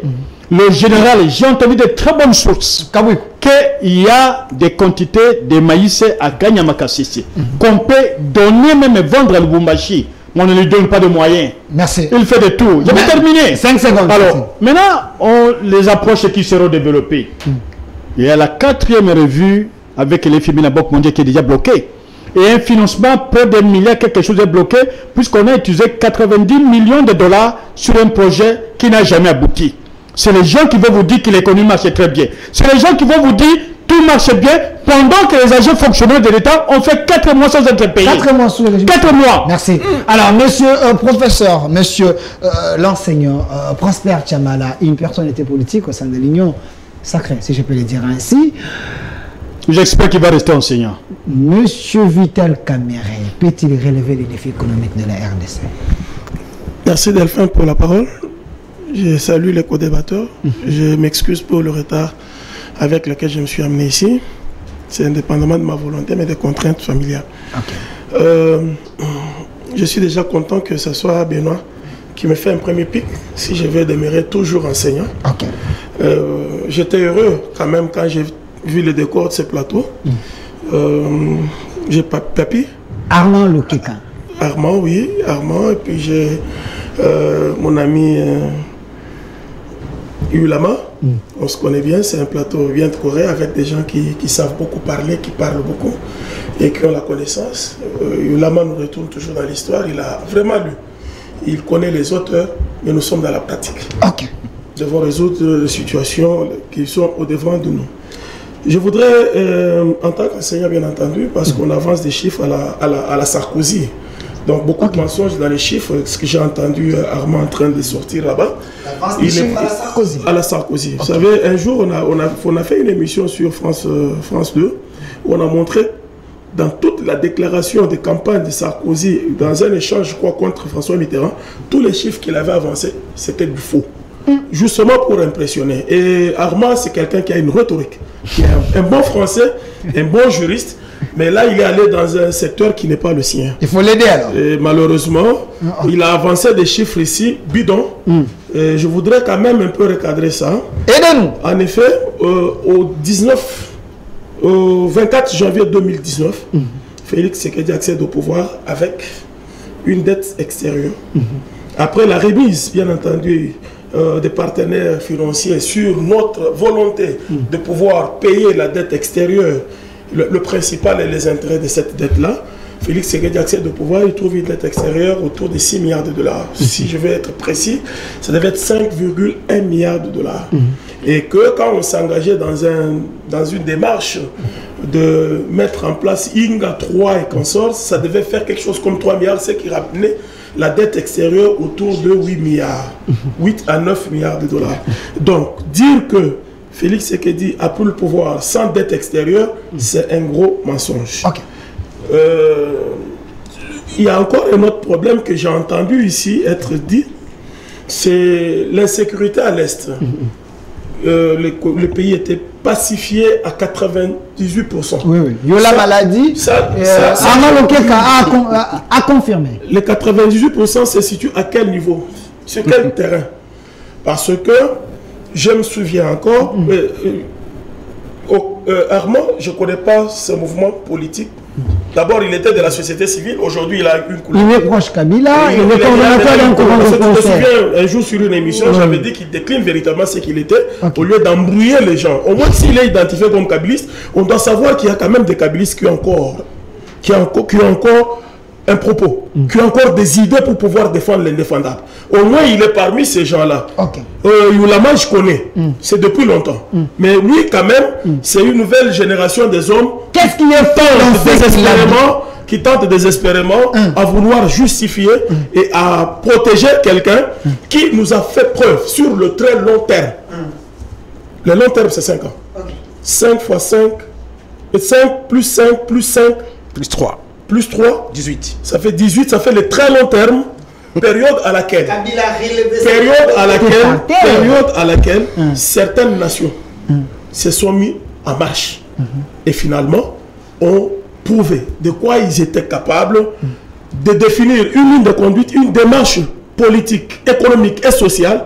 C'est que Kabila nous a amené, c'est l'imbécilisation du Congolais. L'imbécilisation du Congolais, tout simplement parce qu'il était dans la même démarche que ce maître aujourd'hui qui déclare nous faire la guerre à cause des terres qui appartiendraient au Rwanda. Et étant convaincu que tous les décors étaient plantés pour pouvoir contrôler le Congo avec l'infiltration, 43% des responsabilités dans le nord du Kivu étaient destinés au CNDP, M23 et consorts. Et leur relais. Étant rassuré que les Congolais ne pouvaient pas faire du bon, et l'éléphant Congo, le géant Congo ne pouvait plus se relever, Kabila consentit cette fois-là avec la dynamique populaire de quitter le pouvoir. Et donc, ce n'est pas le 98% soi-disant pacifié, c'était l'assurance que nous avons déjà pénétré, intégré, contrôlé tous les systèmes, jusqu'au point que Kagame dise il n'y a personne au pouvoir au Congo qui n'est pas passé par nous. Oui, j'ai encore la vidéo. Oui. Et donc, tout ça, c'était des assurances. Ce qui surprend aujourd'hui, c'est que ce qui fait sortir Kagame de ses gants, c'est le fait qu'il n'arrive plus à contrôler quoi que ce soit. Il a été berné, un tout petit peu berné. Mais c'est ça qu'il avait dit. C'était ça le combat de Tshisekedi au départ. Quand il accède au pouvoir, il dit je vais déboulonner le système. Et quand il parlait du système, c'était tout ça. Et donc, je veux rappeler ici, si vous plaît, je suis économiste, enseignant et de formation. Là, je vais revenir là. Voilà, la question économique. Pourquoi on a brûlé, on avait brûlé Moussenyene? Il y avait un parc agro-industriel, un truc de Kabila Moussenyene. Pourquoi les Nande avaient brûlé Moussenyene en son temps? S'il y avait une paix à Beni, s'il y avait une paix à Butembo, s'il y avait une paix à Lubero, Lubero c'est encore un peu inaccalmé. Pourquoi les Ema et les Landou, c'est le 98%, le 2% dont on parle là-bas, c'est Ituri, Mahdi et Beni. Mais on n'a pas parlé de haut plateau de Minembwe, où il y a la guerre constamment. C'est vrai. Si on voulait maintenant mettre en place une zone, tout ça on n'a pas dit. La mettre en place, c'est le 98% de pacification du Congo. Mais ce qui se passe encore à Kwamount, nous avons vu des on en a parlé au début. Si j'ai vu hier le monsieur Zombie dans tous les cercles de Kabila. Mais quand un chef coutumier vous dit qu'on commence à acheter les terres, à vendre nos terres comme ça parce qu'ils disent que ce sont leurs terres et on vient nous menacer, c'est un problème. Revenons à la question économique. 40 secondes. Pourquoi vous vous plaignez trop sur le plan économique? Le peuple est en train de souffrir. J'ai entendu Yulama Benoît dire tout à l'heure que... en fait, je suis en train de vouloir lui dire ceci. Nous gérons une situation conjoncturelle. Et il fallait poser les bases d'une société en refondation. Et malheureusement, 400 quelque chose millions de dollars avaient été versés sur les terres des plateaux de Bateke, je crois, bon, c'est pas... Toujours chez les Bayaka là-bas, ça s'appelle Bukangalonzo. Et un premier ministre du régime Kabila, Tshisekedi, est allé trouver qu'il y avait tout laissé là-bas. On a vu de contrats. C'est ça. Ça, il faut mettre ça à l'actif ou au passif. Lorsque vous prenez par exemple le contrat 6 communes, ça c'est aussi la gouvernance qu'il faut leur poser comme question. Et tous ces moyens-là allaient aider à reconstituer, à refonder toute une société économique.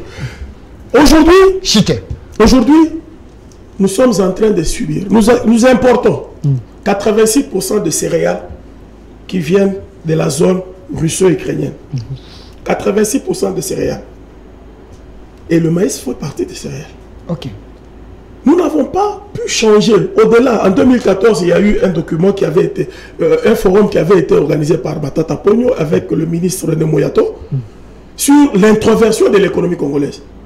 Il avait été recommandé au travers de ces documents-là d'identifier les centres à excédent de production agricole et permettre à ce que qu'on relie les territoires, les chefs-lieux de chacune des provinces au territoire, et puis il les relie à Kinshasa. Nous sommes en 2014. Kabila part du pouvoir en 2019.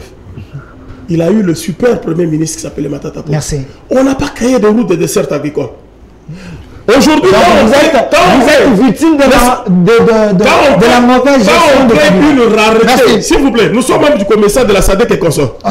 Et nous avons éliminé en grande partie les barrières tarifaires pour permettre l'inclusion et l'intégration des pays membres de la région, afin de nous suffire ou de nous aider mutuellement lorsqu'il y a une insuffisance de l'autre côté. Ça s'appelle le commerce international. Merci. Mais lorsque une crise artificielle est créée par des hommes politiques qui avaient compris qu'avec les cartes bancaires que les kabylistes avaient là, qui ont fait fuir carte visa, qui ont fait fuir un parleur là qui connecté au trésor public. Voilà. Quand on a compris que l'IGF commençait à traquer les gens, à ce moment-là, on a tout de suite déclenché au Katanga, l'entreprise qui produit les minéraux là,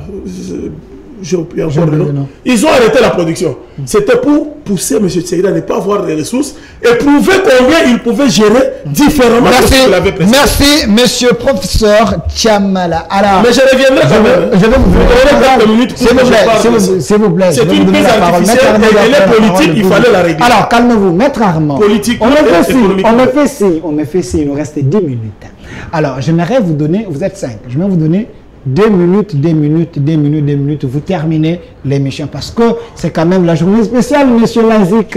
Nous plairons quand même Laurent Désiré Kabila et monsieur Tati. Alors, monsieur Armand Lokeka, monsieur Lazik est là, mon chef. Alors, monsieur Armand Lokeka, vous avez 2 minutes. Qu'est-ce qu'il faut faire pour que le Congo mange comme il faut? Nous avons tout. Merci, monsieur Delphin. On ne va pas répondre. Je ne voudrais pas faire une émission de remarques. 2 minutes. Mais je voudrais carrément accéder au débat, comme le réclament aussi les échanges intitulés Duel. Ok. J'ai entendu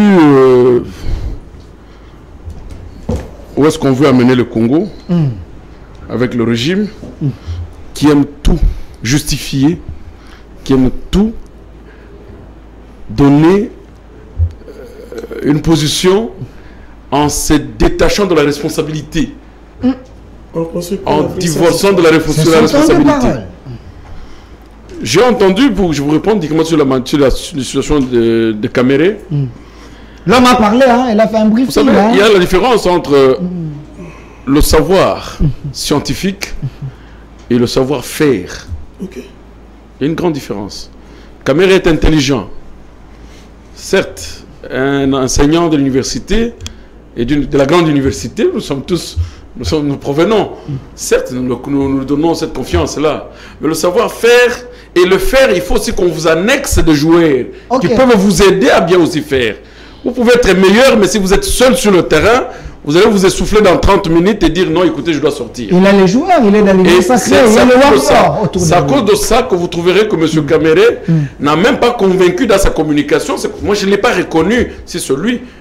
Parce que je ne peux pas imaginer aujourd'hui que l'agriculture de maïs qui pousse dans 3-4 mois et que ce 4 ans plus tard et demi, que l'on vient se réveiller pour dire qu'on n'a plus de maïs. Déjà à partir de 2019, le rapport de PNUD, de l'UNICEF, en rapport avec la malnutrition au Kasaï, je parle d'abord de Kasaï, était très accru.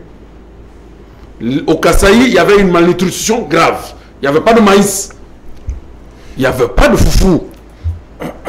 Et pour cultiver le foufou, il fallait attendre 4 ans plus tard pour chercher une coopération. Et quel type de coopération?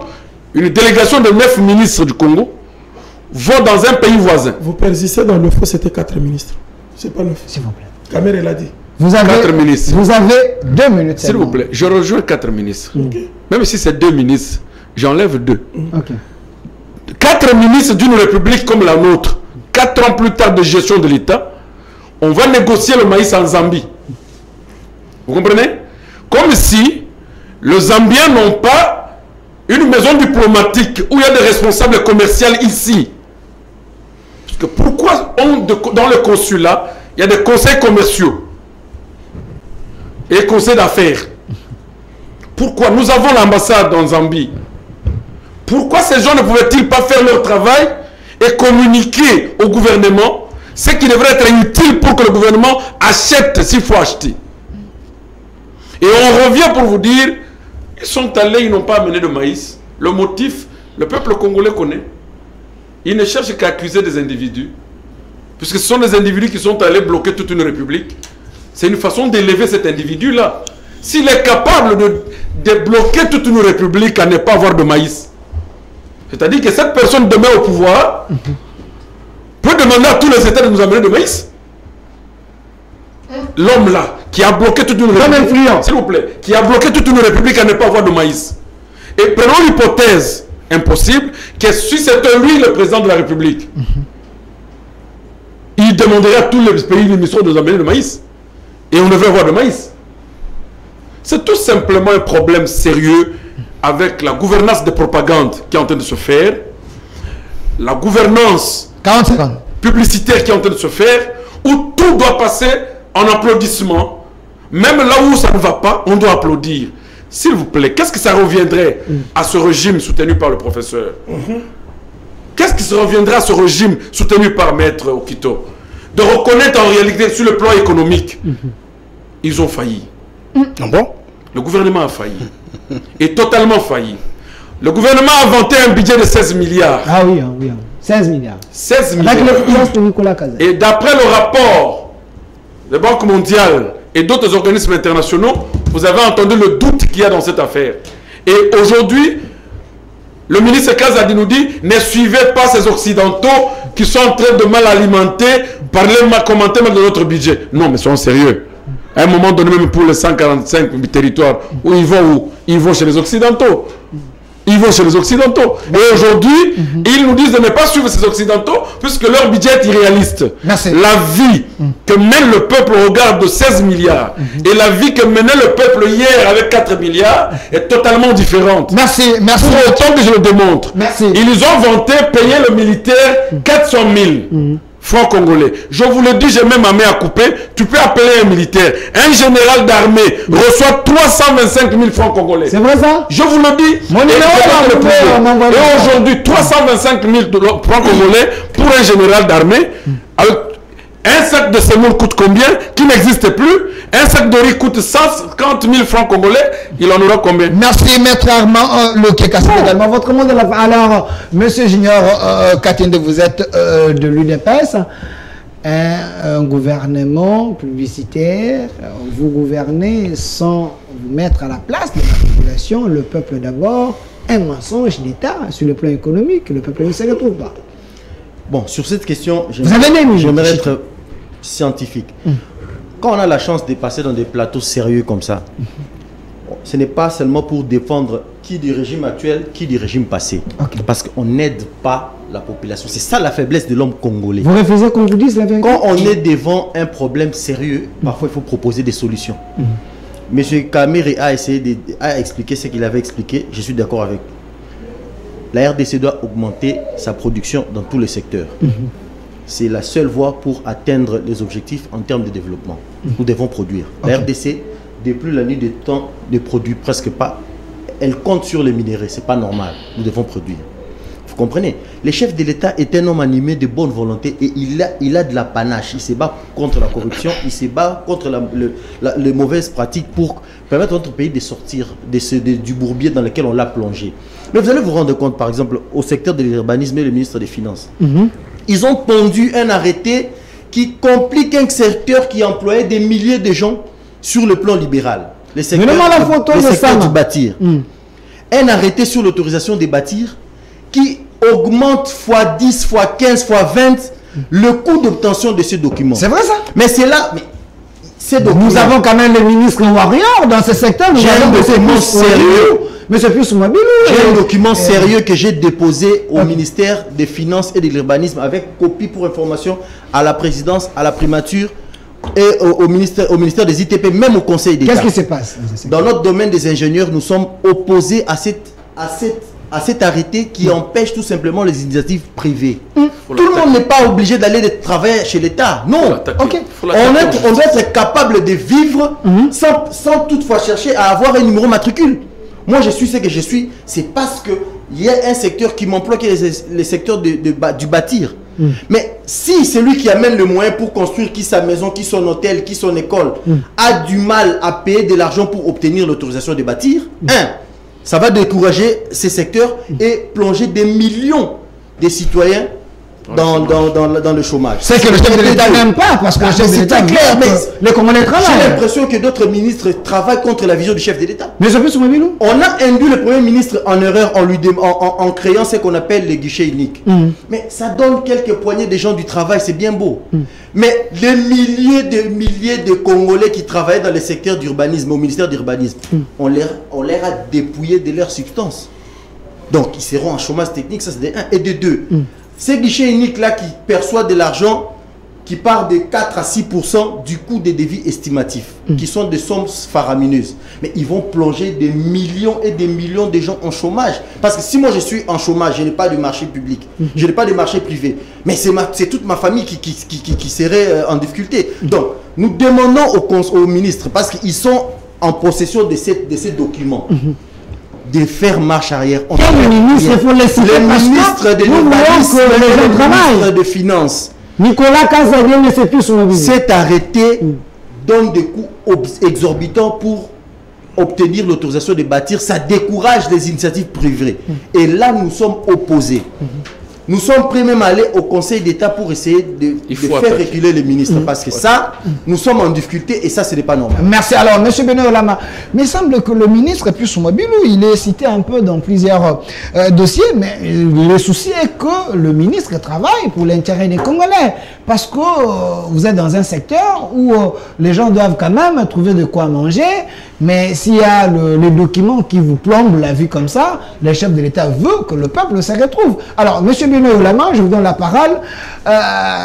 C'est votre mot de la fin aussi, hein. Vous avez suivi les autres. Quelle est la proposition meilleure dans les secteurs économiques pour que le Congo se retrouve? Bon, d'abord dans les domaines agricoles, et je crois que nos amis continuent encore à naviguer en vue et ils n'ont pas fait un bon usage avec le premier mandat, mais ils en cherchent déjà un deuxième.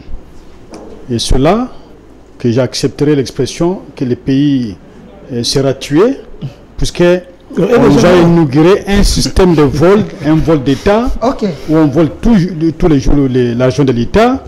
Et lorsque le FMI, la Banque mondiale, qu'on nous a présenté comme étant des partenaires privilégiés du gouvernement, bloque le financement de près de milliards de dollars, c'est qu'il y a déjà quelque chose. Et le 90 millions de dollars d'un autre projet qui n'a jamais eu de soubassement jusqu'à aujourd'hui, c'est à cause de ça, toujours du vol, des détournements, que le Congo est bloqué. Et ils vont trouver des mots, des nouveaux démons, la nouvelle théorie, la nouvelle expression, c'est la mémoire. Et on va trouver encore une mémoire qui a demandé à l'FMI et à la Banque mondiale de bloquer le gouvernement. Non, il y aura toujours une mémoire. Alors, monsieur le professeur, hier sur différents plateaux, vous vous êtes présenté comme un analyste. Je le suis. Aujourd'hui, je vous en prie, aujourd'hui vous vous présentez nous allons. Vous c'est qui, les nous c'est qui? Puisque vous n'êtes pas membre du gouvernement. Vous êtes censé demeurer un analyste. Et sur le fait que nous présentons ici, vous relevez quelques éléments sur la situation sécuritaire à Béni, la situation sécuritaire par-ci par-là. Mais vous oubliez que dans votre gouvernement, c'est votre gouvernement. Le peuple ne se reconnaît pas, ne se retrouve pas. Que ce gouvernement a failli. Le cas qu'on cite ici par le jeune frère, M. Mabilou Pius, c'est le premier cas. Mabilou est dans tous les coups. Il a fait désaffecter des tout jumelles. Ici derrière le casier judiciaire. Et l'État congolais avec le même Kabila que vous fustigez, que vous insultez, a mis dans le domaine public de l'État 12 niveaux sur le 26. Un protocole d'accord public journal officiel. Le même Pius Mabilou désaffecte lui seul. Or, de l'autre côté, il y a eu presque un arrêté interministériel, un protocole interministériel, lui signe d'une manière tutu personnelle un arrêté, il désaffecte 12 niveaux qui étaient dans le domaine public de l'État, semble-t-il, il retournait à l'entreprise de l'Indien qui est le propriétaire de l'hôtel et de l'hôpital, HJ, c'est M. Riche. Il dit qu'il a retourné, mais lorsqu'on fait des vérifications, les enquêtes menées, on a donné à cet Indien que 2 niveaux, les 10 autres niveaux sont partagés même à la présidente de la République. Ça se passe ici. J'ai les documents, je les ai présentés sur ce plateau. Vous voulez, je vous amène les 2 journaux officiels que j'ai achetés avec mes maigres ressources pour qu'il n'y ait pas de discussion. J'allais saisir le Conseil d'État. Mais connaissant un peu comment la justice fonctionne aujourd'hui, ça risque d'être un gâchis. Mais je ne pense pas que les sont alors, maintenant, tout puissant, car on est dans l'État. Parlez-moi des détails. Alors, ce qu'il fait ici, c'est clair qu'il est en train de pistonner les Indo-Pakistanais qui sont déjà ses amis pour sacrifier la jeunesse congolaise. Sacrifier des Congolais pour que demain après-demain, des maisons qui leur sont construites déjà, même madame la ministre de la Justice est citée dans les différents coups, le ministre des Affaires foncières, Sakombi, est cité dans les différents coups. C'est le groupe qui est en train de détruire ce qu'on pourrait encore considérer comme quelque chose qui appartient dans le domaine public de l'État. Et il n'y a pas longtemps, la concession qui est juste à côté du stade des Martyrs, j'aurais souhaité que le professeur dise à qui appartient aujourd'hui cette concession. Là où on jouait au football, là où on faisait ce qu'on devait faire. Aujourd'hui, on a encerclé, il y a 2 groupes qui se battent là.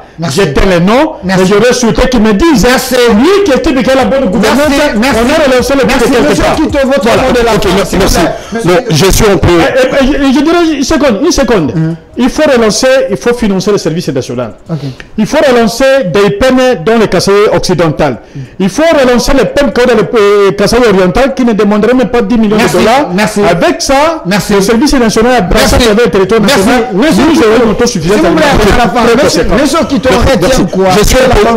Je suis un peu dans les regrets de voir que notre co-débatteur, M. Benoît, au lieu de répondre, de présenter des propositions, c'est ça la carence argumentaire de l'opposition.